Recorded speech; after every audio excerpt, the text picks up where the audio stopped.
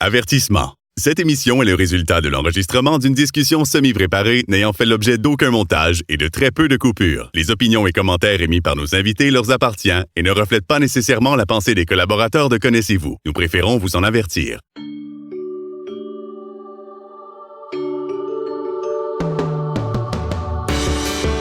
Connaissez-vous avec Martin Chouinard.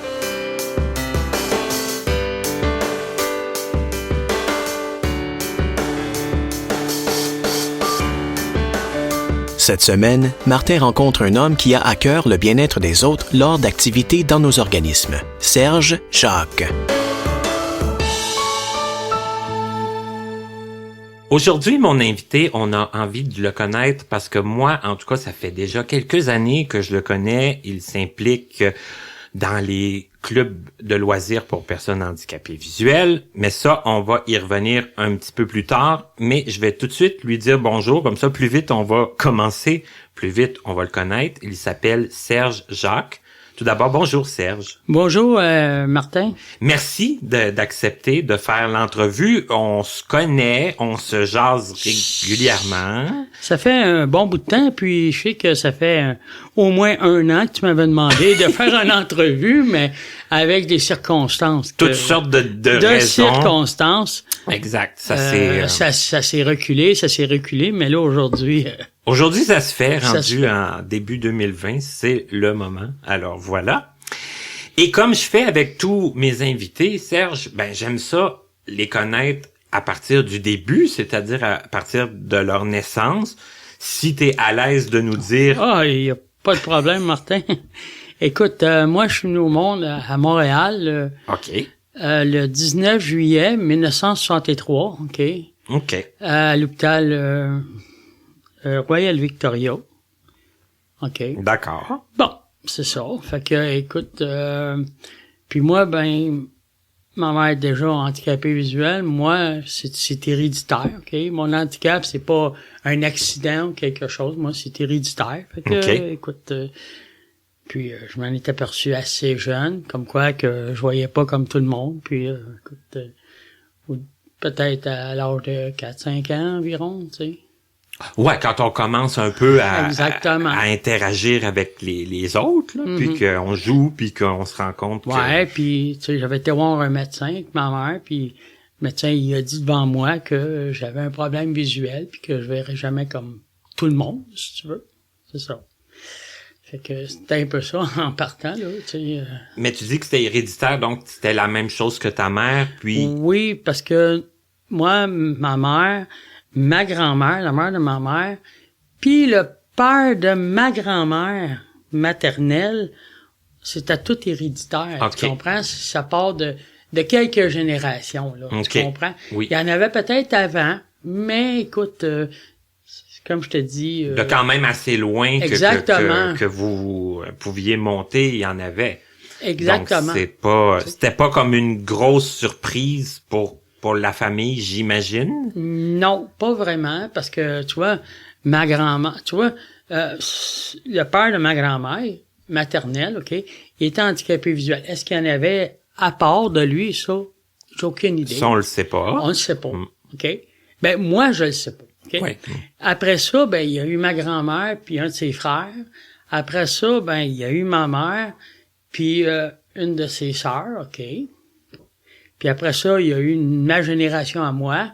Puis ma tante, elle a eu 3 enfants handicapés visuels. OK. Fait que, écoute, c'était un peu ça. C'est ça. OK. Ce qui était important à ce moment-là, c'est qu'il y a toi qui un jour t'en as pris conscience, puis qu'il a fallu qu'il vive avec, comme on dit. Exactement, mais tu sais, je veux dire, écoute, comment je peux t'expliquer ça? Moi, j'ai rentré jeune à Nazareth. La première année, j'ai rentré là, j'avais peut-être 4 ou 5 ans. OK, tout dès le début de ta scolarité. Exactement, parce que quand je suis rentré à Nazareth, je suis tombé en maternelle. Mais moi, à ce moment-là, la séparation avec mes parents, OK? Avec mes parents, mes grands-parents, ça s'est pas bien passé, si tu veux. Ça a été difficile? Très difficile, Très OK? difficile. Moi, écoute, je passais des nuits complètes à regarder dans les fenêtres pour voir s'il viendrait me chercher, s'il viendrait pas me chercher. Puis les sœurs, ils obligeaient ma mère à pas venir me voir pendant peut-être 1 mois ou 2, OK? Pour t'habituer à pas... Pour m'habituer, mais je m'y ai pas habitué. OK. Fait que, à l'entour du mois de novembre, à peu près, fin octobre, début novembre, disons, là, ma mère, avec mon père, mes grands-parents, ils ont décidé de me retirer de Nazareth. Ah oui? Oui. Là, ils m'ont envoyé à la petite école, comme on appelait. Là. Ben, ton école de quartier? Exactement. OK. OK, qui était à ce moment-là Marguerite Bourgeois.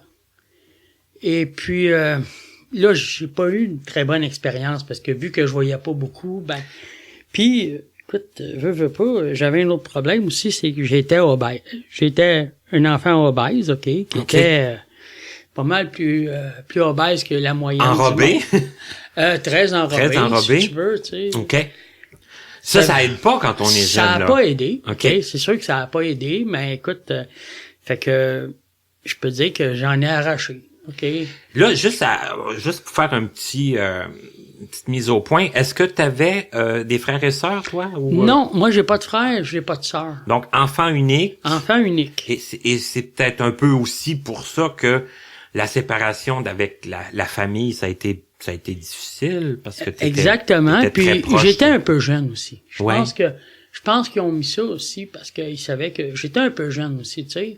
Ils ont coupé le cordon. Ils pensaient, tu sais, qu'en coupant le cordon jeune mais ça l'a pas fait. Mais écoute, quand j'ai été à l'école, ce qu'on appelle l'école du quartier, là, j'en ai arraché beaucoup, OK, puis je m'ai fait tapocher pas mal, puis en tout cas, paquet de bebelles, mais je veux dire, après ça, l'année d'ensuite, ma mère a fait encore a fait une autre admission pour moi à Nazareth. Une autre tentative. Ouais, puis là, ils voulaient pas me reprendre, mais là, ils ont tout bougé parce que... À Nazareth, ils voulaient pas te reprendre? C'est parce qu'ils m'avaient sorti de là, puis la sœur a dit, écoute, c'est vous autres, vous l'avez sorti, il était ici. Puis... vu que tu y avais été, tu t'avais retiré. Exactement. Il était réticent à te reprendre. Exactement. Okay. Fait que elle puis ma tante, ils ont parlé avec la sœur. Ils ont argumenté. Exactement. Puis là, écoute, ils m'ont repris. Excuse-moi. Ouais. Est-ce que toi t'étais, est-ce que t'étais comme est-ce que t'étais conscient de ce qui se passait? Est-ce que pas vraiment là, tu sais, je savais pas ça, tu sais, que les sœurs voulaient pas me prendre. Non, mais que tu y retournerais. Puis oui, là j'étais conscient parce qu'ils m'avaient préparé. OK. Puis je savais, écoute, je m'ai ramassé les enfants me pitchaient des modes de glace ou ces affaires-là, tu sais, à un moment donné. Je me souviens, je m'avais ramassé avec un œil noir parce que j'avais reçu une mode de glace sur le côté d'un œil, tu sais, ça arrivait, des affaires de même, tu sais. C'est parce que là, d'un sens, t'étais... Puis je voyais pas sur le tableau comme les autres, fait que, tu sais, les autres enfants, ils se demandaient pourquoi que, tu sais... T'étais proche de ta famille, mais point de vue académique, c'était pas adapté. Une chance que c'était comme en maternelle, tu comprends? Parce que si ça aurait été première, deuxième, troisième année, je n'aurais arraché. Là, ça aurait été l'enfer total. Puis à ce moment-là, il n'y avait pas d'aide comme ils ont le monde aujourd'hui, là, tu comprends? C'est ça, il y avait... Il n'y en avait pas d'aide. La seule alternative, c'était d'aller à Nazareth, pas mal. À ce moment-là, oui, parce que, tu sais, je veux dire, il n'y avait pas d'aide... visuel ou ces choses-là, comme aujourd'hui, des lunettes télescopiques, ça n'existait pas, puis des lunettes avec des grosses loupes, puis ces affaires-là. Des adaptations. Il n'y en avait pas. Oublie ça, il n'y en avait pas. C'est que là, on t'avait mieux préparé. Exactement. Ils ont négocié pour toi un retour à Nazareth. Exactement. Et là, tu y es retourné. Oui, là, j'y ai retourné. Et là, est-ce que l'expérience a été plus enrichissante? Ah oui, là, écoute, je m'ai fait à l'idée, puis écoute, j'ai commencé, tu sais, à faire, j'ai été là jusqu'à l'âge de 11 ans. OK. 10, 11 ans. Après ça, j'ai traversé ici à Longueuil, à Louis Braille, tu sais, pour continuer. Qui était quand même le pendant là, de Exactement. la continuité là, exactement. Du cheminement. Exactement. Tu sais, et là, si on fait comme deux volets à ma question, le côté social. Et là, bon, toi, tu viens de Montréal.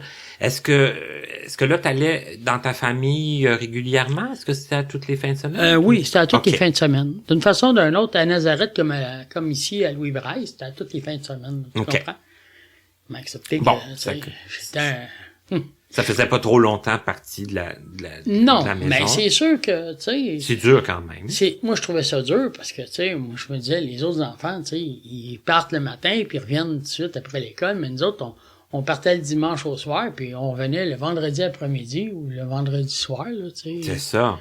Tu sentais que c'était pas comme les autres enfants. C'est en plein ça, tu comprends? Puis c'est important quand même, quand on est enfant, de se sentir comme les autres. Oui, c'était important, mais tu sais, là, je comprenais que on n'avait pas le choix. C'est ça, là. J'avais pas le choix, puis j'avais pas, tu sais, on n'avait pas 56 solutions. C'est ça. C'était cette solution-là, puis après ça, ben, écoute... Fallait comme vivre avec. Exactement. OK. Exactement. Donc, socialement, est-ce que ça a été bien? Est-ce que est-ce que t'étais quelqu'un qui te faisait beaucoup d'amis à Nazareth? Est-ce que oui, je me faisais beaucoup d'amis, mais moi, j'étais un petit maudit, si tu veux. Okay? C'est le fun. Parce que moi, j'ai toujours aimé rire, j'ai toujours aimé faire des farces, mais j'aimais ça aussi, faire des méchants coups, tu sais, OK. Des méchants coups, jouer des tours au monde, tu sais, ces choses-là. Là. C'est que t'étais reconnu comme étant un joueur de tours? Ouais, un clown dans la classe ou... Ben, t'es pas un clown, là, mais tu sais, j'étais peut-être turbulent un peu, là, OK. Peut-être que c'était pas une question de... Tu sais, peut-être que si ça aurait été comme des années aujourd'hui, il aurait peut-être demandé à ma mère de me donner du Ritalin. Oh, mais là, c'est tellement rendu la mode. Hein? C'est tellement rendu la mode, mais moi, il fallait que je me défoule à quelque part. Tu comprends? Moi, c'était mon défoulement à moi, là, quand j'étais à Nazareth. Dépenser de l'énergie. Exactement. OK. Parce que moi, c'était ma façon à moi de me revenger, là, tu sais, de pas être comme les autres. Ah, puis de devoir quitter, puis c'est en plein ça. Ah, ouais, OK. C'est en plein ça. Ah, d'accord. Ben, tu sais, à Nazareth, c'était quand même pas si pire, mais c'est quand je suis devenu à Louis-Braille, tu sais, là, c'était un peu plus élevé, mais écoute. Mais j'ai jamais rien fait, là, tu sais, pour faire mal au monde. C'est ça. Ou quelque chose de même, tu sais. Je faisais des méchants coups, oui, puis moi, je me souviens, le frère Lato, il venait me voir. C'est-tu toi qui as fait ça? Non, ça n'a rien à voir avec moi. Il partait, il s'en allait. Puis quand des fois, il venait me voir, c'est-tu toi qui as fait... Ouais, c'est moi qui l'ai fait, celui-là.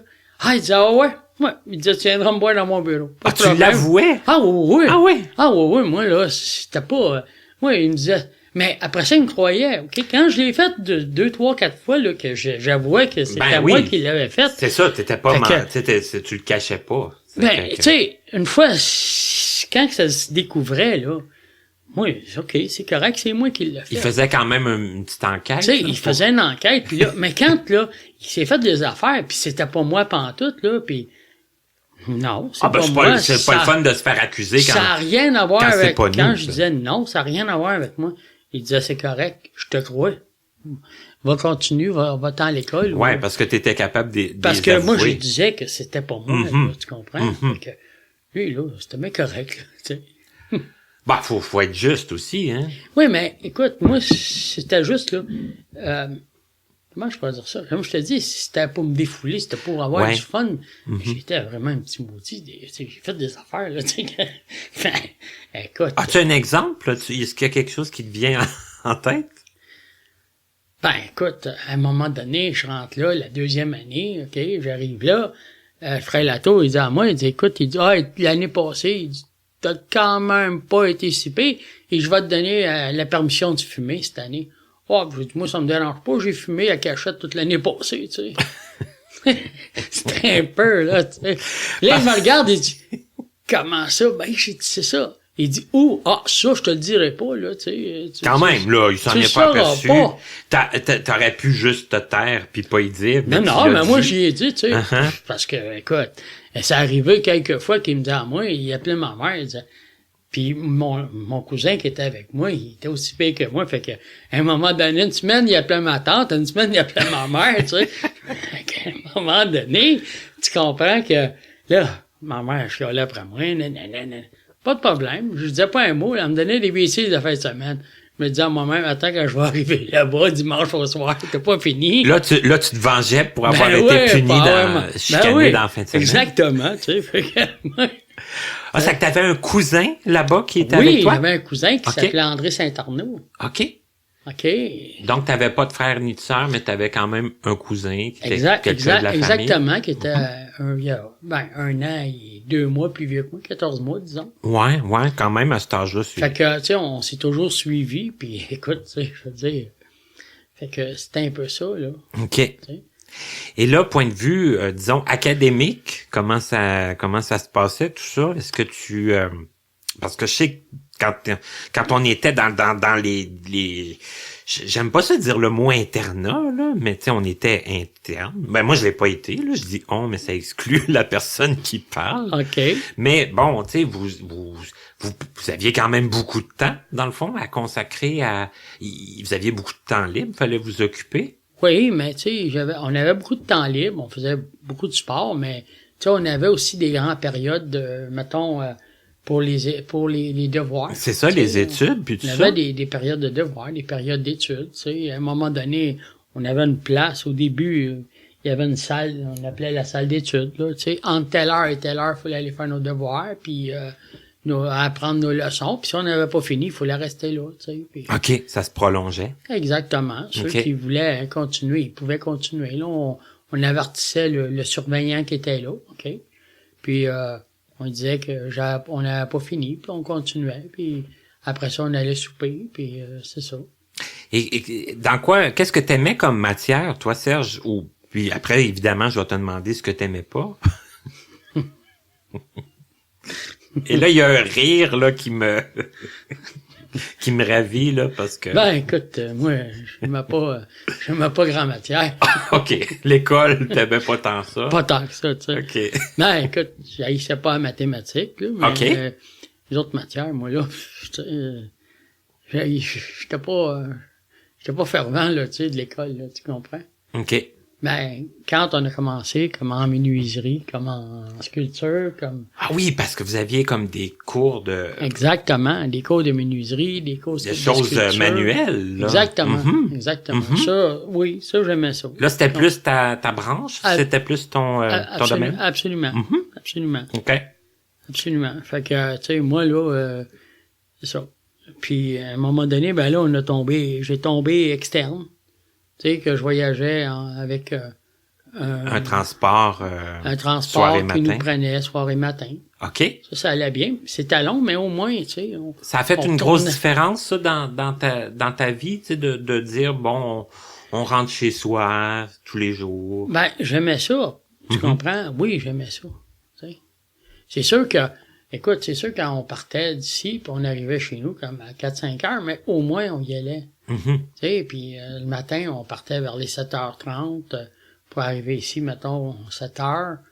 Des fois, ça tout dépend, tu sais, parce que je suis resté à quelques places, fait que tout dépend, tu sais, à un moment donné, on avait seulement ce qu'on appelait une familiale à ce moment-là, OK, une place. Ouais, c'était une place avec le chauffeur, mais après ça, on a eu un mini-bus scolaire, tu sais. C'était pas mal plus long, là, quand tu ramasses chaque on faisait personne. Une tournée, là, comme on dit. Exactement. Mm-hmm. Donc, on se rappelle de ça un peu, des fois, dans le transport adapté, des fois, aujourd'hui. Ouais, mais tu sais, le transport adapté, tu sais, tu sais jamais d'une fois à l'autre où tu vas. Tandis qu'au moins, le transport scolaire, on le savait, là. On finissait par connaître notre gang. On savait exactement, on s'en allait à telle place, ou on s'en allait à telle place. On connaissait tu sais, parce qu'on prenait toujours le même trajet, puis c'était ces choses-là. Effectivement.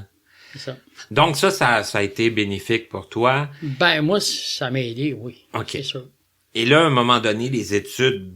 En tout cas, oui, puis là, c'est ça, toi, t'allais à Longueuil, donc au 1255. Donc oui, quand j'ai commencé à être externe, comme on disait à ce moment-là, c'était au 1255, c'est sûr. Et parce que je te parle de ça, parce que je me souviens qu'un jour, on était au poker, on était dehors, Puis tu me disais ça, tu disais, je suis venu à l'école ici, puis je t'ai dit, ben moi aussi. Tu sais, quelques années après, c'est moi qui est arrivé, qui est arrivé Moi, ici. je me souviens pas, il me semble que c'est en 77, non. Il me semble que c'est en 78 que je suis parti de Louis Braille, moi. OK. Puis après ça, c'est parce que là, ils m'ont intégré dans une école de voyants. OK? Mhm. Là, ils m'ont intégré, puis là, j'ai été à apprendre un cours après ça. OK. Ce qu'ils appelaient eux autres un professionnel cours. Oui. OK? Parce que moi, j'ai pas fini mon secondaire directement. OK. Tu comprends? Eux autres, ils m'ont dit, ben écoute, si tu veux apprendre un métier, t'as le choix. Puis écoute, j'ai appris un professionnel cours en menuiserie d'atelier. OK, c'est que ça, les cours que tu avais suivis à Louis Braille, ça... Oui, dans ce moment-là, le seul qui nous donnait les cours, c'était Daniel Lemieux. Oui. OK, puis Mhm. c'est lui qui nous donnait les cours, puis moi j'en avais parlé, il dit ouais, continue, ça serait bon, puis toute la quête, puis Ça t'avait donné le goût de ça, puis ça Ouais. t'avait donné le goût de assez pour continuer un cours, là. exactement. OK. Mais écoute, il y avait, je me souviens pas de son deuxième nom, mais elle s'appelait Réjeanne. C'est elle qui donnait des cours de cuisine, puis des cours des cours de cuisine, puis elle donnait aussi des cours de couture. Mais moi, elle voulait que je m'en aille, elle aurait aimé que je m'en aille pour faire de la cuisine. OK. Parce que j'étais quand même bien en cuisine. OK, ça que ouais, quand tu te voyais faire de la cuisine, Exactement. elle disait que tu aurais pu avoir un potentiel là aussi. J'aurais pas un potentiel là, mais moi j'aimais mieux aller La menuiserie. ben pour plusieurs raisons. Tu sais, Mhm. j'avais plusieurs raisons à ça, OK. Puis premièrement, écoute, moi, tu sais, je veux dire, je t'ai dit au début tout à l'heure, tu sais, que j'avais un problème d'obésité, fait que mon problème, il me suivait toujours. Que, Ça tu s'est sais, pas résorbé, là. Ben, pas à ce moment-là. Mhm. Fait que, qu'est-ce qui est arrivé? Ben, tu sais... À la cuisine, Tu t'en vas dans la cuisine, pas s'aider beaucoup, là. la chaleur, puis tout, travailler debout à journée longue, c'était pas grave, mais la chaleur, puis en plus de ça, tu sais, toujours avoir de la bouffe en dessous du nez, mon homme, écoute, pour moi, Ouais. c'était, tu sais, comme on dit, c'était comme tenter le diable, là. Effectivement. Fait que j'ai dit, moi, non, je veux m'en aller en menuiserie. Fait que je suis parti de Louis Braille comme en 70... Je me souviens pas si c'est 77 ou 78. OK. Mais je pense plus c'est 78. Là, je suis parti de là. Puis là, je m'étais en allé à Polyvalente Lucien Pagé. OK, ça, c'était où? Jory, puis c'était Jory puis Saint-Laurent. OK. OK. Mais eux autres, c'était une polyvalente qui était multiethnique, mais qui était aussi... c'était la polyvalente qui était plus adaptée pour les sourds et muets. Ah. Là, à polyvalente Lucien Pagé. OK. On était quand même 2000, Oh, OK. 2003, 2400. C'était quand même pas petit, là. Non, c'était pas petit, c'était une grosse polyvalente.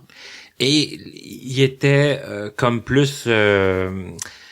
c'était plus des sourds qui étaient là, donc des handicapés, oui, mais pas... Non, mais il y avait beaucoup... Non, c'est parce que il y avait un secteur, c'était juste pour les sourds et muets. C'est OK? ça. OK. Mais il y avait des classes seulement pour eux autres. Mais moi, j'étais dans une classe, là, que le monde parlait, attendait, ces choses-là. OK, là. t'étais Tu pas... comprends? OK. Mais eux autres, il y avait un secteur pour eux autres. Mais il y avait rien vraiment pour les non-voyants non plus, là, à ce moment-là.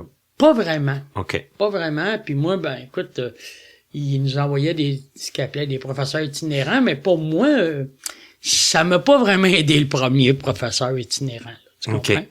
Ça m'a pas vraiment aidé. Mais juste pour essayer de faire un petit portrait, toi, tu voyais pas au tableau, Non. peu importe où on t'assoyait dans la classe. À l'avant, un peu. Écoute, OK. c'est parce que là, moi, quand je m'étais en allé à Lucien Pagé, ils m'ont aidé, OK? OK. INLB, à ce moment-là, ils m'ont aidé. OK? Ils m'ont donné une lunette télescopique, OK? Mais qui était pas ajustable. OK? OK. Puis cette lunette-là, elle me permettait de voir assez loin. OK? Puis moi, ben, avec les professeurs que j'avais, j'étais collé peut-être sur leur pépite à eux autres. Fait que, avec la lunette, je réussissais toujours à voir ce que les autres marquaient sur le tableau. OK? OK. Puis il y avait un autre avantage à ça, c'est qu'ils avaient fait comme un dessus, OK? une loupe, puis la loupe qui était par-dessus, c'est quand je travaillais sur les machines en menuiserie, mettons que je faisais un trait de crayon, le trait de crayon, je le voyais beaucoup plus large qu'un trait de crayon que j'aurais fait juste avec des lunettes ordinaires. OK. OK? Fait les lampes de scie, je les voyais plus larges. Je voyais, si je travaillais sur une machine avec une scie, ben je la voyais plus large. Tu comprends-tu? Oui, c'est que ça m'aidait, puis ça me... de même, il y avait beaucoup moins de risques d'accident. C'est ça. Puis là, en classe, ça te permettait de suivre. De fonctionner. Mm-hmm. Puis moi, écoute, moi, à la polyvalente, tu sais, j'avais du monde quand même dans ma classe, OK? Puis le monde était toujours prêt à m'aider. Fait que la plupart, c'était des garçons. Fait que les gars étaient toujours prêts à m'aider, tu sais. Ah, je vais t'aider, moi, pas de problème. Un s'assoyait à côté de moi, tu sais, que lui, il me disait, il me chuchotait dans l'oreille, il a marqué telle affaire, quand je voyais pas, tu sais. OK, il te glissait des messages. Des brides, là, que moi, je voyais pas, là. OK, mais t'avais pas de difficulté à avoir de l'aide de tes collègues? Non, absolument pas. OK. Non, absolument pas. C'est que là, ça allait quand même assez bien? Tu te sentais bien intégré, bien... Oui, moi, là, je m'ai senti bien à ma place. J'ai été 2 ans. Attends. J'ai fait un cours de 3 ans. C'est 2 ans. 3 ans. J'ai fini professionnel cours. Je me semble que c'était 3 ans, mon professionnel cours que j'avais fait en menuiserie. OK. Puis, là, quand j'ai eu fini, tu sais, d'abord, le premier professeur, c'était le professeur de menuiserie, puis je me donnais bien avec, puis écoute, tu sais, s'il y avait des choses que j'avais des problèmes, je m'assoyais avec, puis tu sais, c'était un homme qui était parlable, tu comprends? Oui. Fait que, c'est ça, en partant. Est-ce qu'au début, il y a eu un petit peu de réticence d'avoir quelqu'un avec quand même un problème de vision qui allait faire de la menuiserie, puis... Non, lui, il avait pas de problème. OK. Non, il y avait pas de problème. Au début, tu sais, quand je suis arrivé au début, on s'est assis ensemble, puis il me dit, explique-moi, puis là, après que j'ai eu les aides, OK, parce qu'il avait venu au début de l'année, eux autres, puis après j'avais eu les aides que je te disais tout à l'heure, là. Tu as expliqué... La lunette télescopique, ouais. puis j'expliquais un peu ce que je que connaissais. Tu voyais, puis ce que tu avais comme aide. Exactement, qu'est-ce que je connaissais, puis qu'est-ce que je connaissais pas, puis... OK. Puis moi, Daniel m'avait dit, écoute, il dit que tu prennes un crayon feutre pour faire une ligne ou un crayon à mine. Pour moi, je vois pas une grosse différence. C'est pas ça qui va être... C'est pas ça qui va te faire une grosse différence, tu sais. C'est sûr que si tu veux faire une chose bien précis, ça peut faire une différence. Mais je pouvais toujours me débrouiller, tu comprends? C'est ça t'empêchait pas de... En partant, ça m'empêchait pas, tu comprends? OK. C'est ça. C'est que ça allait de ton côté, ça allait du côté du professeur, ouais. Ça allait du côté des élèves qui t'aidaient. C'est ça. C'est que ça, c'était bien. Je m'ai jamais senti, si tu veux, je m'ai jamais senti mis de côté. OK. À cause de mon handicap, là, je peux pas dire que je m'ai senti mis de côté. Non, jamais. Je m'ai jamais senti mis de côté. Pour ça, là, même les professeurs, là, tu sais, parce que j'avais un cours en dessin technique. Puis ça, c'était le cours que j'avais le plus de difficultés, là, tu comprends? Parce qu'il y avait plus de détails. C'est parce que, tu sais, quand je sais pas si tu vois un peu, mais, tu sais, quand tu prends un crayon mine, là, OK? Oui. Un HB qu'on appelle, oui, OK? Oui. Tu fais une ligne, puis il faut que tu fasses ce qu'on appelle, dans le jargon, une fausse ligne, OK? Parce que des fois, tu peux te faire des fausses lignes pour être capable de monter ton plan. OK? Il nous montrait ça. Mais moi, les fausses lignes, là, il fallait que je les mette aussi foncées qu'une ligne ordinaire. Que la vraie, ouais. Tu sais, fait que ça, là, j'avais beaucoup de misère, là, à faire des plans. OK. Les faire, là, j'avais les réaliser, ça allait. Exactement. Mais faire le plan. Les lire, j'avais pas trop de problème, mais c'était des faire, moi. Ouais. Tu comprends? Parce que les lire, j'aurais vu un plan, j'étais capable de le lire. Mais c'était de le faire, le plan, parce que pour moi, les autres, lui, il dit, ouais, mais c'est quelle ta ligne, c'est-tu celle-là ou c'est celle-là, tu sais, parce que pour lui, c'était... Ouais, lui, il avait de la misère à s'y retrouver, là. Exactement. Parce que, fait que, on fallu qu'on s'ajuste beaucoup sur ça. Puis OK. On s'est ajusté, tu sais, avec le professeur de menuiserie, puis lui, on s'est ajusté, tu sais, sur ça. Puis, mais ça a fait de même. OK. Ça a quand même été... Ouais, quand je suis sorti de là, j'ai eu mon diplôme. Mais je peux dire, la seule chose qui m'a fait un peu suer, à cause de ma vision, écoute, c'était pas de la faute à Polyvalente ou quelque chose de même, mais moi, il y avait 6 ou 7 places qui étaient libres, OK, à l'école des métiers de l'Est. En ébénisterie. OK? OK. Puis moi, j'aurais aimé continuer. Tu sais, mettons, pour exemple, tu sais, si tu fais des meubles, c'est beau, mais il y a aussi les mélanges de teinture puis ces choses-là, OK? Il y a beaucoup de choses qui rentrent en ligne de compte, OK? Dans la finition. Exactement, dans OK. la finition du meuble, Mhm. puis, tu sais, comment le finir, puis ci, puis ça. Mais j'avais des bonnes notes, là, tu sais, j'avais dans les 80, là, en menuiserie, puis tout, OK? OK. Mais, écoute, là, j'avais demandé d'aller à l'école des métiers de l'Est. Mais on me refusait à cause de ma vision. OK. Là... Mais là, ça m'a donné, si tu veux, ça m'a ramené un peu À ce qui pouvait peut-être t'attendre. à la réalité. Ouais. Tu comprends? Parce que Mhm. moi, à l'école, je m'ai jamais senti comme tel, à Polyvalente, je m'ai jamais senti comme tel, tu sais, à part des autres. C'est ça. Mais tu sais, le directeur, là, il y en avait du monde qui avait fait, on était quelques-uns qui avaient fait des demandes, OK? Puis là, ben, le directeur, quand c'était le temps de donner au monde, il m'a fait venir dans le bureau, puis là, mon professeur de menuiserie était là. Mais il dit, écoute, tu peux pas aller à l'école des métiers de l'Est. Puis j'ai dit, pourquoi? Puis fait que là, mon professeur, il dit, écoute, il dit, je vais t'expliquer, moi, là. Il dit, parce que le directeur, il avait de l'air mal à l'aise, là, mais. Ouais, je comprends. Écoute, il dit, Serge, il dit, c'est parce que l'école des métiers de l'Est, il dit, ils veulent pas à cause de ta vision. Il dit, on a bien beau, il dit, moi, il dit, j'ai parlé même avec une personne là-bas, moi-même. Puis il dit, non, il dit, ils veulent pas à cause de ta vision. Ils disent que tu vas avoir plus de difficultés, puis ci, puis ça, mais il dit... Il était pas prêt à te donner la chance. Il voulait pas me donner d'essayer, la chance. puis- Le directeur, il dit, écoute, si tu veux te battre, t'as le droit. Il dit, écoute, t'as des droits, puis tu peux te battre. Mais il dit, le temps que tu vas te battre, il dit, l'année va avoir le temps de commencer, puis il dit, va avoir fait un maudit grand bout, là. Ouais. Il dit, avant que la décision soit prise, puis tout le En voulant dire que tu allais avoir perdu Exactement. une bonne partie de l'année. Un bon puis- bout de temps. OK. Fait que ça m'a donné, ça m'a ramené un peu à la réalité, tu sais. Puis t'as décidé, tu t'es pas battu pour ça. Ben là, je m'ai pas battu, ça m'aurait donné quoi, non, Marc? non. Tu sais, à ce OK. moment-là, au début des années 80, là, tu sais, c'est pas comme aujourd'hui, là, tu sais, on n'était pas, tu sais, les handicaps comme tel, c'était pas comme aujourd'hui, là. C'était un peu moins, on avait moins de visibilité, hein. Tu sais, on avait moins de... Exactement. Moi, écoute, quand j'ai parce que la dernière année, je devais me trouver un stage, OK? Puis, écoute, quand j'allais voir, j'aurais venu te voir comme patron d'entreprise, là.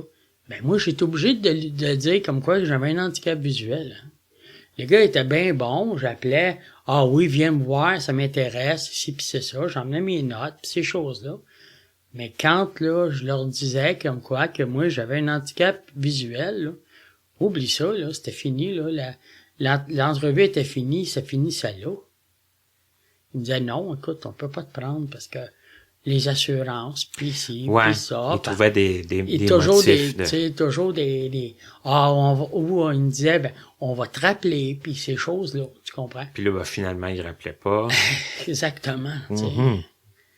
Fait que, écoute, puis moi, ben, je m'avais trouvé un stage pareil, j'étais obligé de trouver un stage. Je n'avais trouvé un, mais à faire des flip-flops, je sais pas si tu sais, là. Mais ça, c'était des morceaux qu'on devait assembler avec une taqueuse, là. OK. C'est une grosse taqueuse, ça. Au lieu d'être, tu sais, une cloueuse à l'air, c'était, mais des grosses tacs, OK? Ouais. Puis c'était tout croche, tout de travers, tu sais. Ben, moi, ça me, j'ai dit, hey, moi, j'ai pas appris un cours de, tu sais, 2 ans, 3 ans pour faire ça, là. Ça, c'était quelque Puis- chose de très répétitif puis de très... Ouais, mais tu sais, je veux dire, c'était pas la répétition pis c'était pas ça, là. Mais c'était pas en lien, Mais non. c'était juste, écoute, des fois, là, tu pognais un morceau de bois, il était croche, là. pour savoir s'il était bon, il fallait que tu le frappes à terre 2-3 fois. S'il cassait, il était pas bon, puis s'il cassait pas, ben, tu le passais. Tu comprends-tu un peu le topo? Fait que, c'était pas ça. J'ai là. pas appris ça pour ça. C'est Fait ça. que, OK. tu sais, j'ai fait le stage, mais après ça, là, ben, je m'ai pas aligné pour ça, là, tu sais. OK. C'était un peu ça. Donc, Serge, on a parlé beaucoup d'études, puis de stages, puis de petites difficultés qui commençaient à planer. Comment que ça s'est conclu pour toi, études, puis là, finalement, qu'est-ce qu'on fait pour se revirer de bord, puis dire qu'est-ce qu'on va faire finalement de ce qu'on a investi comme temps dans le cours, puis qu'est-ce qu'on va faire de notre vie finalement? Ben écoute, Martin, tu sais, je veux dire, là, quand j'ai vu ça, ben, tu sais, c'est sûr que ça m'a découragé un peu. Mais là, j'ai mis ça de côté, puis écoute, j'ai essayé de me trouver du travail autrement, puis là, j'ai été quelques années sans travailler, puis écoute, j'ai resté de même pour quelques années. Je travaillais, me trouvais des jobs, là, tu sais, des petites job-ins, là, ici et là, tu sais, plus côté physique que d'autres choses. OK. Tu comprends? Dans des usines, dans des ci, dans des ça, tu sais, à un moment donné, dans des boîtes de carton, usagées, un autre tantôt, dans d'autres choses, un autre tantôt, ma mère a travaillé dans les livres à un moment donné, tu sais, j'ai travaillé avec elle, tu sais, c'était un peu ça. Et là, tu dis dans les usines, tu sais, des entrepôts, des usines, ces choses-là, OK? Mais là, il y avait pas trop t'avais pas trop de problèmes, ils t'engageaient, il y avait pas trop de discrimination. Non, il y avait pas trop de discrimination, Okay. mais tu sais, c'était plus travail physique, là, tu comprends? C'était plus physiquement, là. OK. Tu sais, c'était plus pour côté piler des boîtes sur une palette ou, tu sais, des choses de même, tu comprends? Ouais. Fait que ça prenait pas un diplôme, puis ça prenait pas... ça prenait pas des assurances spéciales pour ça, là, tu comprends? Il y avait pas de Non, danger, c'est tu sais, éminent, là, causé par ton handicap ou... C'était en plein ça. OK. Bon. Juste. Fait que là, c'est le même que... Puis là, après ça, ben, en 1988, là, j'ai commencé à travailler pour ce qu'ils appelait à ce moment-là Abaco, OK, qui était l'association... C'était avec INCA à ce moment-là, l'association des aveugles, qui était à Abaco à ce moment-là. En 1988, j'ai commencé à travailler pour eux autres. OK. OK. Ça s'est fait drôlement parce que, écoute, moi, vu que j'avais suivi un cours, puis il y avait des tables, puis les tables étaient vraiment maganées, puis le patron, il dit à moi, il dit, écoute, il dit, tu peux-tu les sabler, puis les vernir, puis ces choses-là. Ah, il voulait que tu les entretiennes, exactement, que tu les restaures un parce peu. Parce qu'il y avait du monde qui s'avait blessé, puis ces choses-là. OK. Fait que je devais faire ça. Je devais commencer par faire ça. Fait que j'ai fait les tables, je les ai toutes sablées, je les ai toutes arrangées, vernies, puis... Fait que, pour faire une histoire courte, c'est ça. Fait que, là, je devais faire ça peut-être 2-3 semaines. Il dit, je vais te payer. Il dit, au lieu de te payer au contrat, ben, je te paye moi à l'heure. Me dérange pas, là, tu sais. Puis les autres payaient ce que ça prenait comme matériel. Puis après ça, ben, il y a du monde, là... Il y avait beaucoup de travail, fait qu'il m'a demandé si je voulais continuer à travailler dans l'entrepôt pour déménager des boîtes, puis des choses de même. D'autres tâches, là. D'autres tâches, là, tu sais, dans l'entrepôt, puis ces choses-là. Fait que de fil en aiguille, j'ai commencé le 17 avril, OK, 1988, puis j'ai été là, quasiment 29 ans. Oh, OK, quand même. Fait que tu comprends que j'ai jamais arrêté après ça. Tu sais, d'une affaire à l'autre, j'ai toujours continué à travailler, puis fait que c'était un peu ça. Sur différentes tâches, là, sur différentes oui. Pas toujours faire la même chose. Absolument pas. Pas tout le temps avec les mêmes gens, j'imagine, non pas plus. Avec les mêmes gens, non, mais tu sais, puis il y avait dans la place, il y avait une petite compagnie, OK, une petite PME qui avait loué un certain grandeur de plancher, OK? Puis ça s'appelait la compagnie Pulmar à ce moment-là. OK. Puis lui, il faisait faire il faisait de la sérigraphie, Puis c'était toutes des pancartes, tu sais, comme maison à vendre, logement à louer, oui. à vendre, auto à vendre, des choses de même. Les pancartes qu'on affiche là, exactement pour quelque que chose. t'achetais chez Rona, à ce moment-là, t'avais Rona, puis dans toutes les petites maudites quincailleries, là. OK? Fait que là, lui, il avait besoin de quelqu'un pour travailler avec lui dans ça, OK? Fait que j'ai commencé tranquillement à apprendre à travailler là-dedans.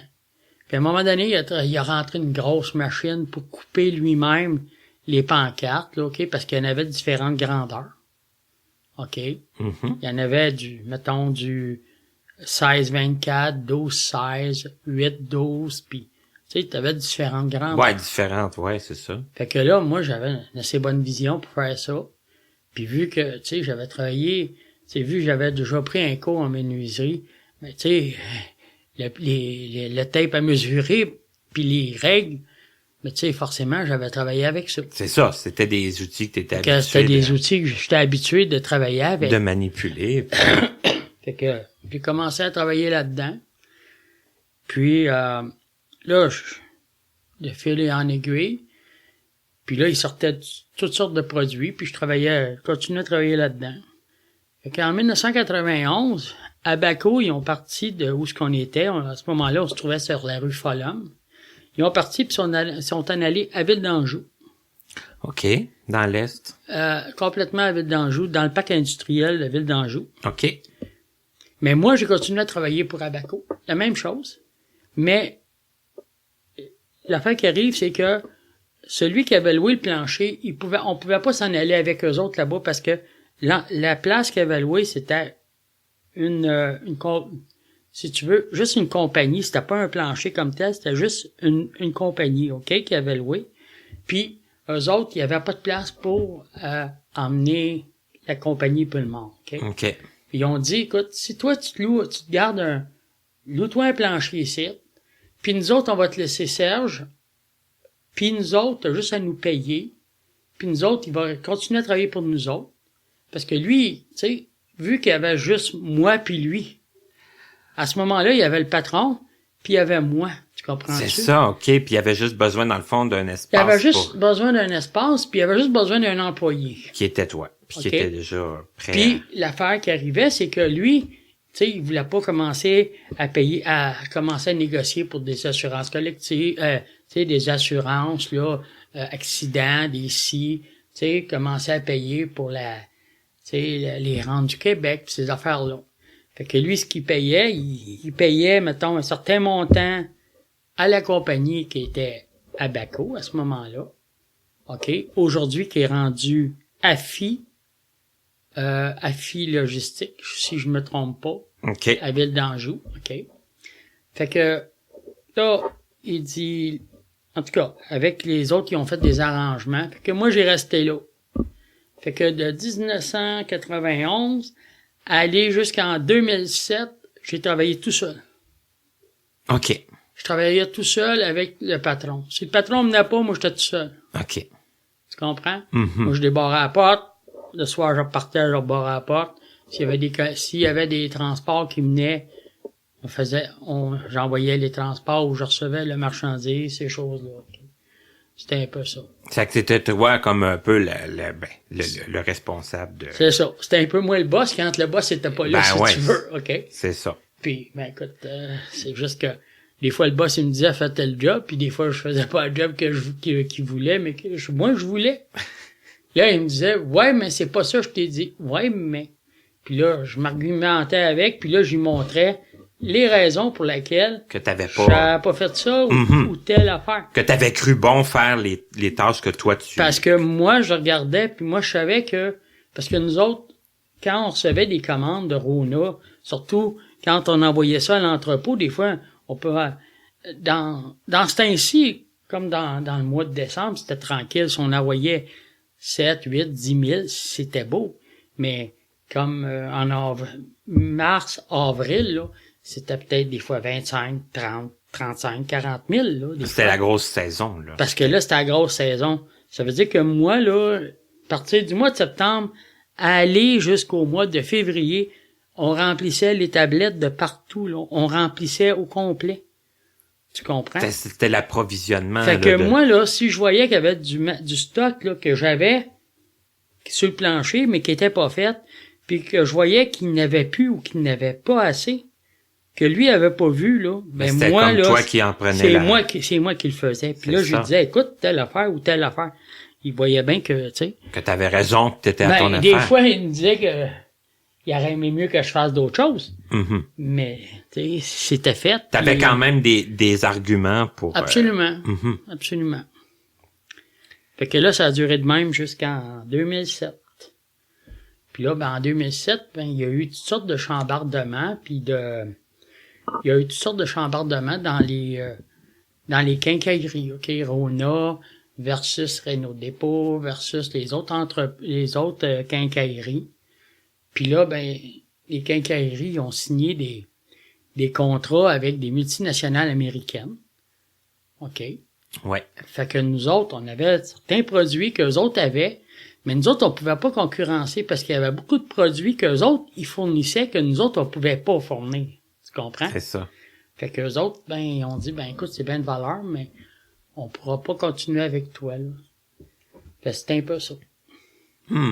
Fait que le patron, ben, lui, écoute, il a pas fait, ben, écoute, il a fermé la compagnie, mais je crois que le nom existe encore, mais pour d'autres choses, mais ça, écoute, je sais pas. Okay. C'est ça me regardait pas, puis c'était pas de mes affaires. Ouais, puis, parce que toi, t'avais plus... Moi, là, mais moi, j'ai été là jusqu'en dernier. OK. Moi, jusqu'en dernière minute, OK? OK. Puis là, mais moi, j'ai été travailler à Anjou. OK. Parce que là, moi, j'avais plus d'ouvrage. C'est ça? Okay, C'est que là, toi, fallait que... Fait que là, j'y allais 2 fois, 3 fois par semaine. OK. Fait que là, à Anjou, moi, je commençais à parler avec le chef de production.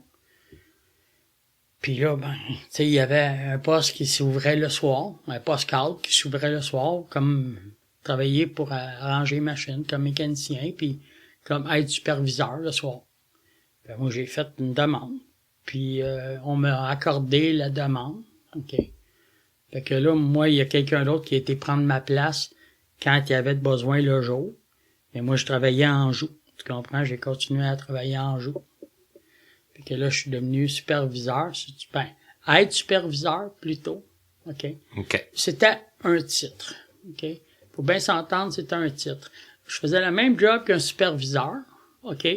Mais moi, j'étais payé moins cher parce que j'étais aide superviseur. Oui, c'est sûr. Tu comprends? Bien sûr. C'était ça, là, qui était à l'affaire. Mais moi, j'étais un superviseur, mais en étant payé moins cher. Ouais. Tu comprends? C'est ça. Fait que j'ai travaillé de jour, je travaillais de soir, je travaillais fin de semaine. Fait que, tu sais, je travaillais avec le monde. OK? Avec le monde, puis à ce moment-là, il y avait toutes sortes d'handicaps. Puis, j'étais obligé de dealer avec toutes sortes d'handicaps. Autant intellectuels que physiques, que sourds et muets, que personnes non-voyantes, que... C'est ça, là. Il y avait de l'intégration de... Exactement, de tout le monde. Mm-hmm. Tu sais, c'est ça. C'était en plein ça. Enfin, j'ai travaillé de même jusqu'en 2000... Oui, j'ai arrêté en 2000... J'ai arrêté de travailler en 2017...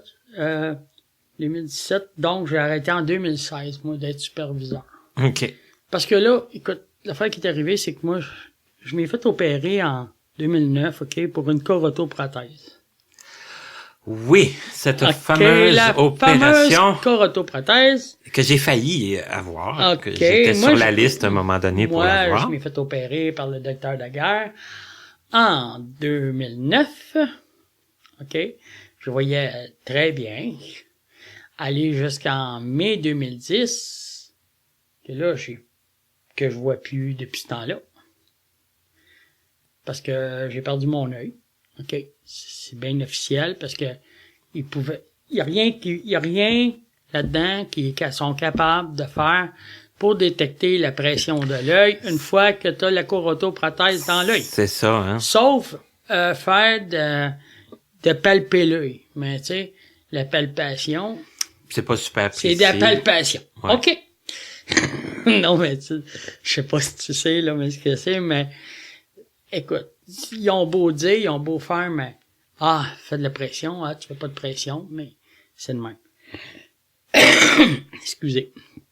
Mais, en plus de ça, ça a déclenché, moi, avant ça, je prenais aucune goutte, aucun médicament pour les yeux, OK? Mais ça a déclenché avec ça, dans mon œil droit, j'ai commencé à faire du glaucome, puis sévère. Puis là, ça, c'est un méchant problème, parce que le glaucome, pour ceux qui le savent pas, c'est la pression, justement, qui est trop élevée. Beaucoup de pression, OK? Dans l'œil, là. J'ai été opéré en 2015 à peu près. J'ai été opéré, ils m'ont mis un petit tube dans l'œil pour drainer. Ça allait aider un bout, mais malgré ça, je suis revenu avec... moi, tu vois, je prends trois pilules par jour, OK? C'est comme du Diamox, que je prends 3 pilules par jour, puis je prends 3 sortes de gouttes pour la pression par jour. OK? Ça, c'est pas mal à vie, là. C'est ta vie, là. Ça, c'est ta vie. OK? C'est quand même important de le dire, parce que c'est pas juste temporaire. Non, c'est à vie. Puis je prends deux autres médicaments pour mettre dans mon œil gauche, parce que j'ai une chorotoprothèse pour protéger mon œil gauche, mais je vois pas avec, mais il faut que je continue à prendre les médicaments en question. Parce que là, tu l'as eu dans les 2 yeux? Non, dans un œil. Un œil, OK? OK, d'accord. C'est pour ça que, là, à un moment donné, il me parlait dans l'œil droit, j'ai dit non. Non, ça avait pas été... Plus personne va toucher à mon œil droit. Même le médecin au glaucome, il voulait me faire du laser dans l'œil pour me faire baisser ma pression. Et puis, j'ai dit non. J'ai dit, j'en ai pas d'autre œil, là, de remplacement. C'est ça, là. C'était pas, il y avait plus de chance à prendre. J'ai dit, je vais regarder ce que j'ai, si je le perds. Si à un moment donné, je suis plus capable de rien faire, si t'es prête à faire quelque chose, tu le feras. Mais j'ai dit, pour l'instant, je vais regarder la vision que j'ai, puis c'est tout. Ben voilà. Puis c'était ta décision. C'était ma décision. C'était ma décision à moi. OK? Mais là, ça, là, après avoir eu l'opération, après avoir perdu mon œil, moi, je suis obligé de travailler ces écrans cathodiques là-bas, OK, au travail, OK, comme superviseur, puis j'avais des choses à remplir, des papiers à faire, puis à un moment donné, on faisait des produits pharmaceutiques, OK, puis les produits pharmaceutiques, de l'emballage là-dedans, c'est beaucoup de papier, puis beaucoup de choses, OK? Puis beaucoup de checkage, puis... Mais moi, là, à un moment donné, je suis obligé de remplir les papiers avec une loupe, avec mon œil, puis ces affaires-là, OK? Puis là, c'était juste mon œil droit qui travaillait, puis qui travaillait, OK? Fait que là, avec la pression dans l'œil, le médecin, il dit, écoute, il va falloir que t'arrêtes à un moment donné. OK, à ce point-là. Il va falloir que t'arrêtes, il dit, à un moment donné, de faire ça, de faire quelque chose. Il dit, il fallait que tu fasses quelque chose. J'ai dit, OK. Fait que là, j'ai dit, OK. J'ai dit, là, j'ai demandé de devenir un simple employé, puis j'ai lâché ma job d'être superviseur. Tu comprends? Pour avoir moins de choses à, justement, pour avoir moins de choses, dans les écrans, pour forcer moins mon œil. Mm-hmm. Parce que, tu sais, je veux dire, écoute, tu vois, aujourd'hui, j'ai 56 ans, puis, écoute, je travaille pas. Simplement parce que je suis pas capable de travailler à cause de ma pression dans l'œil. Tu comprends? Mais là, le médecin, là, j'arrête comme superviseur, puis là, écoute, là, je travaille dans l'emballage. Fait que le carton, le papier, ces choses-là, ça fait de la poussière. Ah ouais, qu'est-ce que ça me faisait dans l'œil? Ça me faisait comme... les yeux secs, puis les yeux secs, puis là, je suis obligé de mettre des gouttes pour enlever. Pour pallier à puis ça. Là, en tout cas, ça faisait monter ma pression pareil. Aïe, bon, OK, ça qu'on s'en là, sortait pas. Le médecin, il dit, écoute, il dit là, il faut falloir que tu réfléchisses à ton affaire. Là, au début de fin 2016, début de 2017, il dit, écoute, je te le dis, là, il faut falloir que tu réfléchisses à ton affaire. Ça fait plusieurs fois, je te le dis, là. Ça fait plusieurs fois. Mais il dit, écoute, je te donne le choix. Tu gardes ton œil, puis t'arrêtes de travailler. Ou il dit, tu continues à travailler, mais il dit, à un moment donné, ton œil, tu vas le perdre. Il dit, moi, je le vois par rapport quand il nous passait des Goldman, OK, puis ces affaires-là, OK. Puis moi aussi, je le voyais, là, parce que je voyais que ma vision diminuait, OK. Puis il y avait des journées que je voyais beaucoup plus brumeux que d'autres. Ouais. Fait que, ben, j'ai dit, écoute, tu sais, que la décision a pas été trop dure à prendre. Mais d'un autre côté, c'est un pensez-y bien quand même, parce que bon, là, tu dis, si je travaille plus, je vais faire quoi, puis tout ça. Ben, ça c'est en plein ça, tu sais. C'est juste que moi, là, OK, je fais quoi, puis comment, puis pourquoi, puis... Ben, écoute, à un moment donné, Martin, je me dis, qu'est-ce que je fais, là? Je perds la vision complètement. Si mettons, j'aurais attendu, OK? Peut-être que cette année, peut-être que je verrais pas plus. Si je vois plus pantoute, est-ce que tu penses que j'aurais pas pu continuer pareil à travailler? D'une façon ou d'une autre, il aurait fallu que j'arrête de travailler. C'était seulement une question de temps. Ça valait mieux garder le plus longtemps possible. Exactement, puis le protéger mon œil le plus longtemps possible, puis dire, ben écoute, on fait ce que je peux, puis on verra pour la balance. Moi, c'est de même que je le vois. Moi, le temps file déjà. Il y a 2 sujets que j'aimerais parler avec toi. Il y a un sujet, j'ai pas pensé te le demander avant de commencer, mais en tout cas, si jamais tu veux pas en parler, tu me le diras. Mais parce que je me souviens qu'on en avait déjà parlé une fois, il y a ben longtemps, là, peut-être quand on commençait à penser à faire l'entrevue de façon, peut-être, je me souviens plus, la date. OK. Mais toi, tu as eu un fils à un moment donné. Oui, j'ai un fils, oui. Mon fils, il a 26 ans. C'est ça, là. J'ai eu à l'âge de 30 ans. Oui. Ouais. Il a 26 ans, mon fils. Mon fils, aujourd'hui, il est plus grand, puis il est pas mal plus bâti que moi, là. Puis, je suis un gars, je suis fier de mon fils, parce que, tu sais, il a toujours fait ce qu'il avait à faire, puis toujours été à son affaire, tu comprends? Mais il n'y a pas de handicap visuel? Non. C'est ça, il a échappé à... Non, il n'y a pas d'handicap visuel, il voit très bien, OK? C'est juste que lui, il fait du strabisme. OK. OK? Ça l'empêche pas de voir, il voit bien, il conduit un auto, tu sais, comme là, il travaille sur la neige pour passer les bombardiers, ses trottoirs pis ces choses-là. OK? Ça fait 2 ans qu'il fait ça. OK? Fait que, c'est ça. Mais il voit très bien, puis mais il sait que s'il y a un enfant, peut-être qu'il peut avoir le même handicap que moi puis ma mère, là. C'est ça, faut qu'il... Ça, il sait, j'en ai déjà parlé avec lui, puis il est bien au courant de ça, là. Tu comprends? Parce que c'est pas parce que il y a pas lui, il a pas d'handicap que un de ses enfants, il pourra pas l'être. Il pourra pas en avoir un. Ça va peut-être pas passer par-dessus. Peut-être pas autant que nous autres, mais peut-être qu'il peut en avoir un. Mettons qu'il y en aurait 3-4 enfants. Ouais, il y a des chances que sur les 3-4... Il y aurait des chances qu'il pourrait en avoir un. Tu comprends? Parce que il y a quand même mon hérédité à moi dans le sang. Là. C'est ça, ben oui. C'est ça. Puis toi, Serge, avoir un enfant, ça a été comment pour toi? Est-ce que ça a été quelque chose de... Est-ce que tu voulais... je veux dire, est-ce que tu pensais à ça? Au début, non. J'en voulais pas. Au début, non, j'en voulais pas. Justement parce que je voulais pas qu'ils vivent un peu ce que moi j'avais vécu. OK. Tu pensais plus à... Moi, je pensais plus à lui, là, tu comprends? Parce que moi, je pensais pas que j'aime pas les enfants, pas que je l'aimais pas, ou quoi que ce soit. Mais moi, là, j'étais, si tu veux, 9 mois, là, à avoir peur, là, à craindre de savoir... Ouais, penser à ça, là. Qui était pas avoir la même handicap que moi. OK. Tu comprends? C'est sûr que autre temps, autrement, il n'aurait pas été interne comme moi, il n'aurait pas passé par le même cheminement. C'est vrai. Mais tu sais comme moi, Martin, écoute, t'es quand même quelques années plus jeune que moi. Puis si on prend du monde 10 ans plus jeune que nous autres, on n'a pas passé par le même cheminement. Mais il reste que l'handicap, ça nous laisse toujours des portes de sortie bien fermées.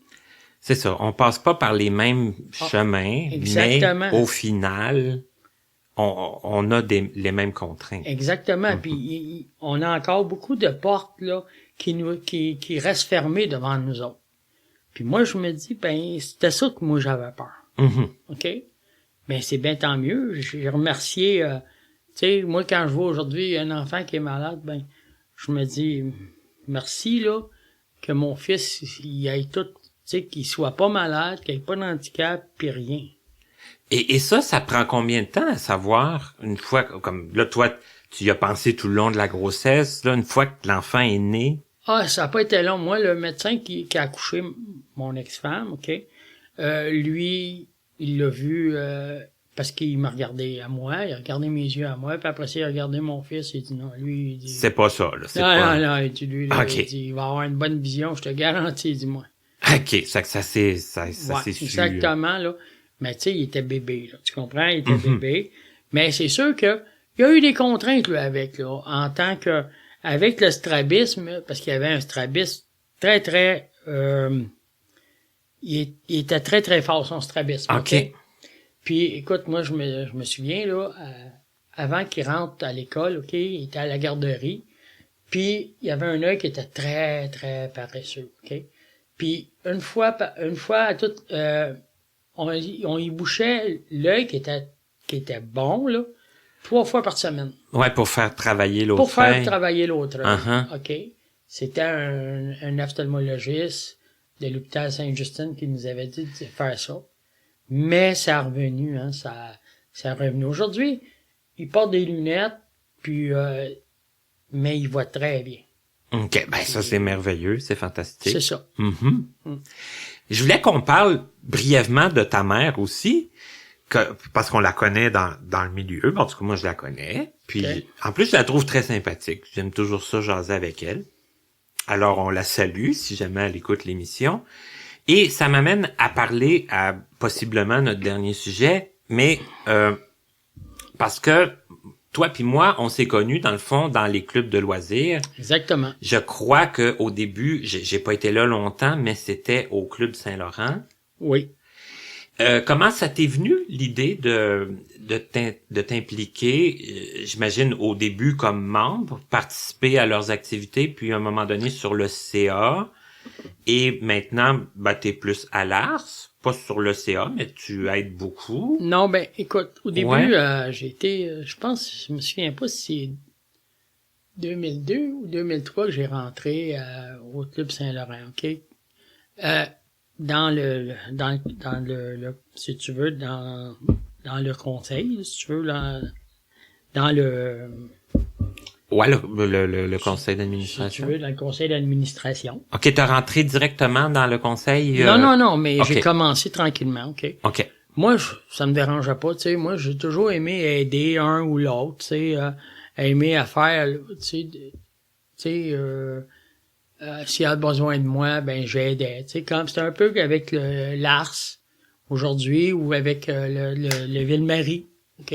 Oui, c'est vrai, parce que Parce que, tu sais, souvent avec le Ville-Marie, je vais aider, je vais faire des, tu sais, je vais faire des choses avec le Ville-Marie. Puis là, ben à ce moment-là, j'étais avec le Saint-Laurent. Puis, écoute, j'ai été longtemps avec le Saint-Laurent. J'ai été un bout de temps aussi à l'ARS dans les années 80.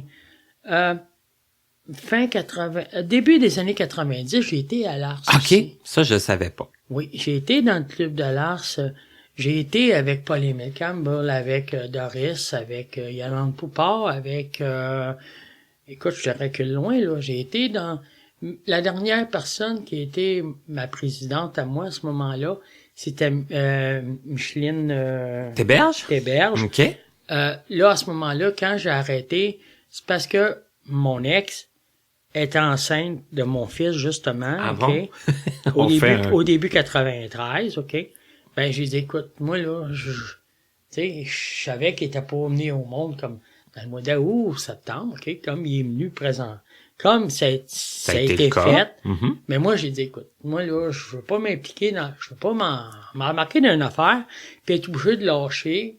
Ouais, tu voulais t'impliquer dans ton rôle de père. Ben, c'est parce que, tu sais, écoute, moi, je travaillais déjà. Mhm. Tu comprends? Je travaillais, puis aller jusqu'à temps que je sois tout seul, ben, avec mon ex, là, mais, tu sais, j'avais pas aucune des grosses obligations.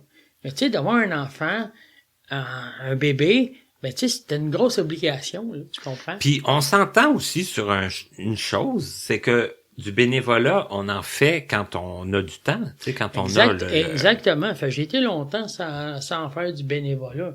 Tu sais, quand j'ai recommencé avec le Club Saint-Laurent, mon fils, il avait certains 6-7 ans, là, tu sais, quand j'ai recommencé à retourner avec le Club Saint-Laurent, ce que tu me disais tout à l'heure. Mm-hmm. Au début, tu sais, s'il y avait des bingos, ou il y avait des soirées, je vendais, tu sais, la liqueur, le café, puis ces choses-là. Oui, puis ce qui était très Puis drôle aussi. Mon fils, lui, le monde voulait aller à la toilette. Mon fils, il était petit à ce moment-là. Mettons, comme toi, t'aurais dit, t'aurais passé, t'aurais dit, hey, veux-tu m'emmener à la toilette? Il aurait dit, ben oui. Là, tu l'aurais pris tu lui aurais mis la main sur l'épaule, puis t'aurais emmené jusqu'à la toilette. T'aurais attendu. C'est un peu ça que j'allais dire. Il a commencé de même. Je l'ai vu, on le voyait. Il était pas vieux, là. C'est ça. Puis il venait, puis il aidait, puis c'est ça, c'était cool. Hein, c'était cool parce qu'on le voyait.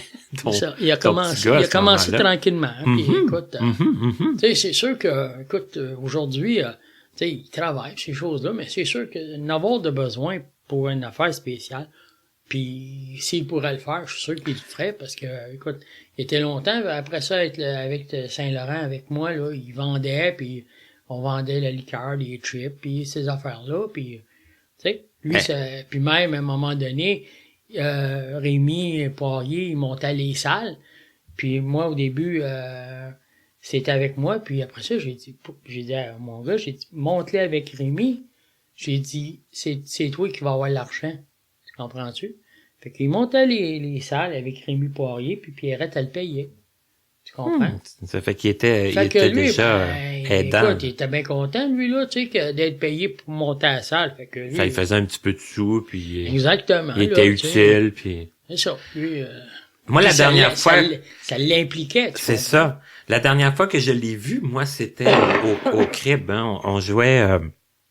il jouait avec Pierrette, puis nous autres, on jouait contre. OK. On jouait contre eux autres, forcément. Hein. Ah ouais? Je me souviens plus avec qui j'étais.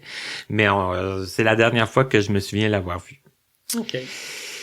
Alors voilà. Puis là, ben c'est ça. Là, c'est Lars, beaucoup.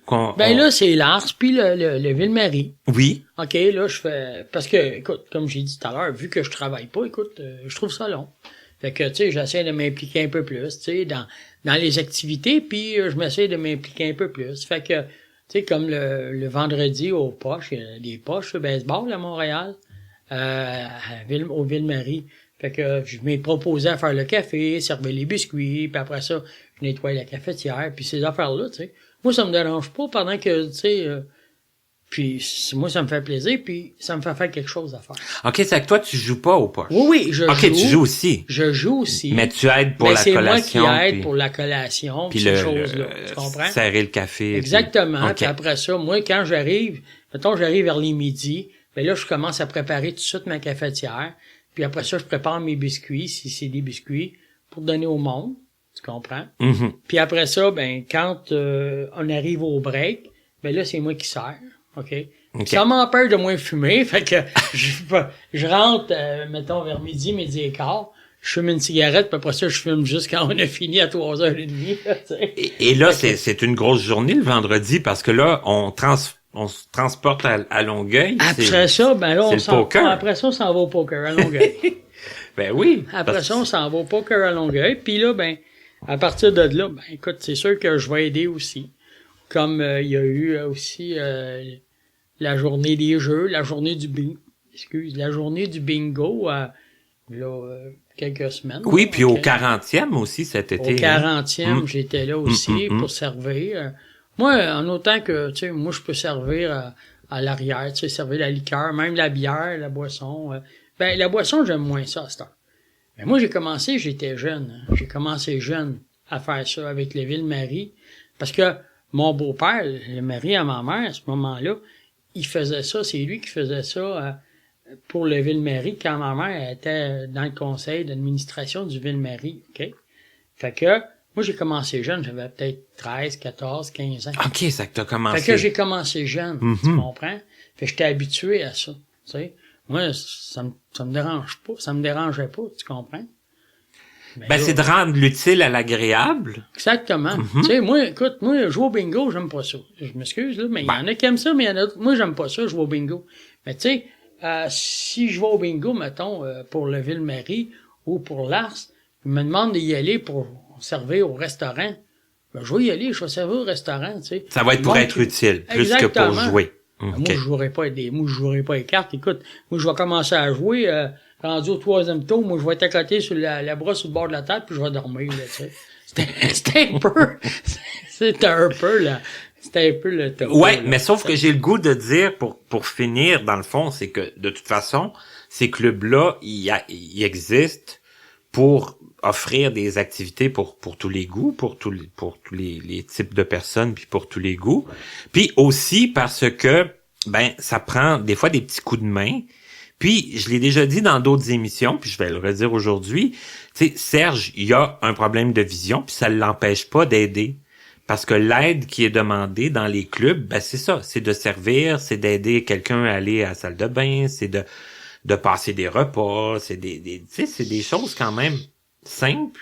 C'est en plein ça. Mais qui aident. C'est en plein ça, Martin. Tu sais, on a chacun notre façon d'aider. Tu sais, toi, je sais que, tu sais, tu peux aider l'Ars ou, tu sais, souvent, tu vas être avec l'Ars, tu vas aider l'Ars pour un autre sphère que moi, là, je suis pas trop à l'aise là-dedans.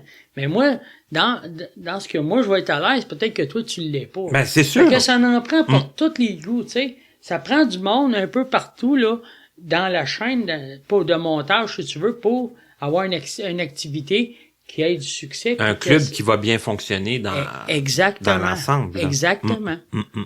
Exactement. Puis on incite les gens à venir dans les clubs, à se trouver des activités qui les intéressent. Puis, oui, parce que c'est quand même intéressant, puis tu te fais des amis. Tu sais, comme moi, je te connaissais pas avant ça. Moi, je t'ai connu, là, tu sais, ici à l'Ars. Oui, beaucoup plus, oui. Tu sais, c'est là qu'on s'est connus, puis c'est là qu'on, tu sais, moi, je te calcule comme un ami, tu sais, comme un chum, là. Tu sais, je veux dire, écoute, avant ça, Martin Chouinard, je savais c'était qui, mais il fait quoi dans la vie? Ben, c'est ça, puis...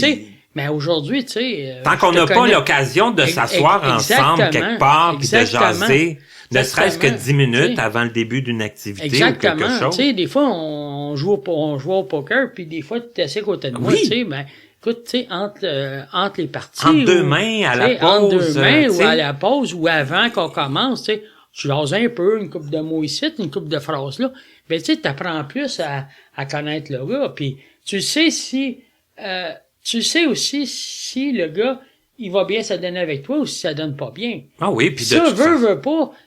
Tu sais, il y a du monde avec qui tu vas t'adonner moins bien. C'est ça, c'est normal. Il y a du monde avec qui tu t'adonnes mieux, puis c'est normal que tout le monde soit comme ça. Là. Mais comme ça prend pas plus que, tu sais, des fois quelques minutes, tu sais, pour avoir juste l'occasion de jaser puis de dire, ah, ben gars, j'ai jasé avec Serge, puis bon, c'est une bonne personne, il est intéressant, il est dynamique, tu sais, ça prend pas plus.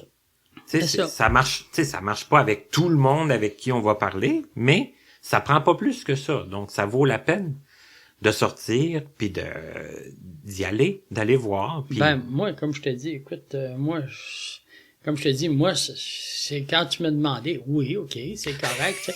Parce que, moi, au début, ça me tentait plus ou moins, mais c'est toi, tu sais, puis je me disais, ben, écoute, si c'est pour l'encourager, puis si c'est pour l'aider dans son... Moi, c'était bien correct. Ben, j'ai essayé de vendre le projet, non, mais comme tu on vends dit. le concept, c'est bien correct, parce que ça prenait quelqu'un comme toi qui le fasse, tu sais, parce que il n'y a jamais personne qui a fait ça avant, puis tu sais, de se faire connaître du monde, tu sais. Puis là, ben, on est rendu à 110 émissions, pas loin, ça fait qu'il a fallu qu'il y ait certaines personnes qui disent oui. Exactement, mais tu sais, je veux dire, si t'aurais pas commencé au début, Martin, puis si tu l'aurais pas fait, puis tu sais, comme à soir, là, mettons, ça prend 1 heure, 1 heure et demie, tu sais, mettons, pour faire l'émission, parce que le temps qu'on fasse l'émission, mais avant quand je suis arrivé, puis après ça, le temps avant que je reparte, mais tu sais, c'est tout ton temps, fait que si tu fais 110 émissions, si tu le calcules à 2 heures chacune, ben ça en fait des heures. Là, ça fait pas mal d'heures, ouais. C'est toi qui l'as fait, c'est toi qui les as faites, ces heures-là. Mais écoutez, moi je suis prêt quand même à dire ce soir, là, il m'en reste à faire, j'ai pas fini.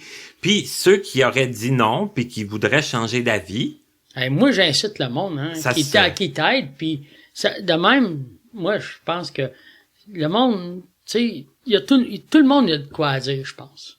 Oui, puis ça... Tout le monde a de quoi à dire, puis tout le monde, il y a un cheminement à faire, qui ont fait un cheminement dans la vie, puis ils ont chacun leur vie qu'ils ont fait, puis... Puis il s'agit pas d'être un professionnel du micro, là. Même toi, au début, tu disais le micro... mais moi, au début, écoute, je te le disais... m'intimide un peu, ben, tu sais, au début, je regardais, je me concentrais sur le micro, mais après ça, tu sais, quand j'ai commencé l'entrevue, ben, j'ai arrêté de regarder le micro, puis c'est toi, je regarde, fait que je me dis... Tu sais, c'est pareil comme si on jaserait, puis on serait tout seul, là, tu sais. C'est exactement... je regarde plus le micro, tu sais, puis... Ben, en tout cas, je suis content de comprendre. En tout cas, je lis entre les lignes que tu regrettes pas trop d'être venu puis de l'avoir fait. Non, pas du tout. Je regrette pas d'avoir venu. Puis, comme je te dis, j'incite le monde à le faire. Puis, en plus, c'est que je suis sûr que les gens qui vont écouter ton entrevue vont trouver ça intéressant puis vont sûrement apprendre des choses qu'ils savaient pas surtout. Puis, c'est ça aussi le but du... Ben, c'est sûr, projet. Parce que moi, les entrevues que j'ai écoutées de quelques-uns, là, je les ai pas toutes écoutées, comme on dit, mais ceux que j'ai écoutés, j'ai appris des choses aussi, tu sais, t'apprends de toutes sortes de choses. C'est ça, exact. Mais toi, Martin, oui. Est-ce que tu vas en faire une entrevue sur toi? Ben, j'en ai déjà fait une. Ah oui? Je l'ai pas vu. Je pourrais peut-être en faire une autre à un moment donné, mais j'en ai fait une, c'est l'émission 42. OK, ben je vais regarder. C'est que s'il y en a qui l'ont manqué aussi... Je vais regarder. Et elle a été menée, cette émission-là, par Katia Darèche. C'est mon amie Katia qui m'a interrogé. OK. Puis, ouais, je vais regarder celle-là. Mais, tu sais, Martin, quand tu vas dire à un moment donné, ben là, c'est assez, on a bouclé la boucle, peut-être que tu pourrais en faire un autre, puis dire ton expérience, que c'est que ça t'a donné, là, sur toutes les entrevues que t'as faites. Ah oui, parce que je suis le premier à avoir appris un paquet de choses. Exactement, mais t'es le premier aussi qui a fait ça, des choses de même. Tu sais, au niveau des handicapés visuels. Puis toi, là, je pense que tous ceux avec qui t'as parlé, avec qui t'as fait des entrevues, ben, à un moment donné, tu sais, à différents niveaux, mais tu t'es lié d'amitié avec eux autres. À un différent niveau. Oui, puis j'ai pas regretté aucune entrevue. Tu sais, puis il y a des gens qui m'ont plus intimidé, il y a des gens que je savais moins qu'est-ce qu'on allait dire parce que je les connaissais pas parce que je pensais qu'il y avait rien à dire, parce que sinon je leur aurais pas demandé non plus, mais parce que je les connaissais pas, puis quand on les connaît pas, ben on sait moins où l'entrevue va aller, mais c'est quand même très intéressant. Bon. Alors voilà, Serge, un gros merci pour merci Martin de m'avoir reçu. Et les gens, en tout cas, je suis sûr qu'ils vont écouter puis qu'ils vont apprécier ça. Fait que... merci Martin de m'avoir reçu, puis je dis bonjour à tout le monde. Bonjour, à la prochaine. Merci, à la prochaine.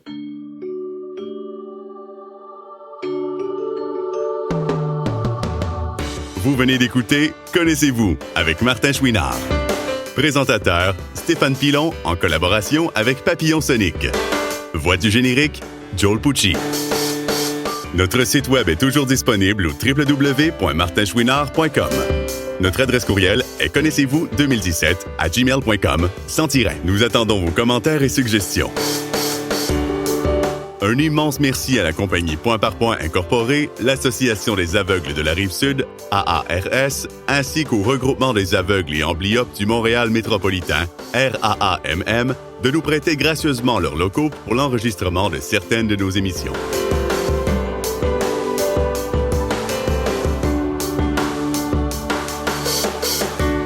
À notre prochaine émission, une personne à la fois jeune mais également pleine d'énergie.